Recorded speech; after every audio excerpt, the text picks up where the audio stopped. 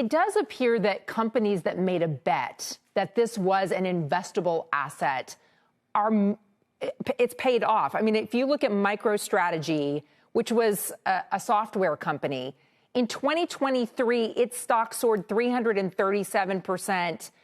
It outgained in terms of percentage NVIDIA and Meta and made it one of the biggest gainers in the United States, largely because of its holdings in Bitcoin. But do you see a scenario where either because of competition from other crypto or digital dollars, for instance, or just because of the volatility that we've seen, that evaporates? Yeah, I mean, I think this is the most misunderstood story in corporate finance, right? MicroStrategy is a $1.5 billion company in August of 2020. And by the way, they're still a software company. They're still a business intelligence firm. Bitcoin's just their reserve asset. It's their treasury reserve asset.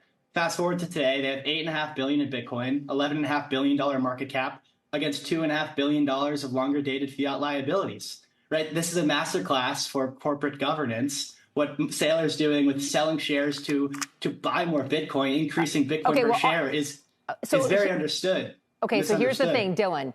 Do you think if this gets approval from the SEC, this ETF, that we will see other forms of cryptocurrency soar as well? Yeah, but this is the thing, is that people often misconstrue the biggest story, and then they confuse it or kind of muddle the news down with the other the crypto securities, the crypto assets. Bitcoin is a digital monetary network. Mm-hmm. If this thesis is correct, it's $100 trillion idea, right? In a world where fiat currencies and debt instruments decay against everything that you want to buy on a long time frame. So it's still very much misunderstood. The FASB corporate accounting guidelines are coming into change at the end of this year, and you can actually carry this forward. So Bitcoin is no longer an intangible asset on the balance sheet, where Michael Saylor and other adopters of this have to market the losses, but not the gains. This is a huge story. Yeah. It's not the first time, by the way, that I've been accused of muddling the news, but you did it in such a polite way that I let it go.